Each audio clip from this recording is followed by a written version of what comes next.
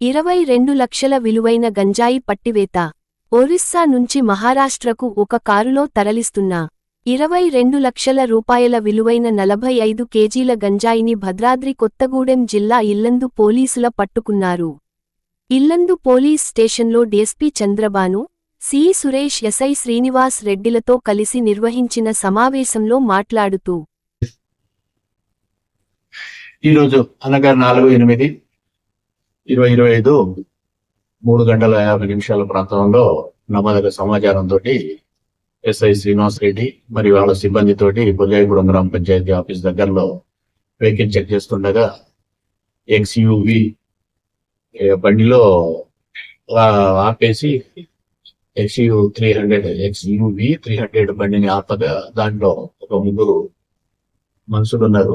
దాంట్లో ఒక లేడీ, ఇద్దరు మగోళ్ళు. వాళ్ళని పక్కకు పిలిచి చెక్ చేయగా దాంట్లో మా బ్యాగ్ లో అనుమానంగా కనబడాలని ఏమంటే ఒక ఇద్దరు పంచుల సమక్షంలో వాళ్ళని చెక్ చేయడం జరిగింది.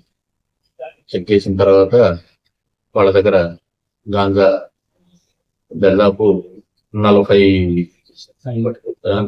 కిలోల 250 గ్రాములు, దీని విలువ వచ్చేసి 22,62,800 రూపాయలు అప్రాక్సిమేట్లీ, మరియు 3 మొబైల్ ఫోన్, ఒక కారు సీజ్ చేయడం జరిగింది.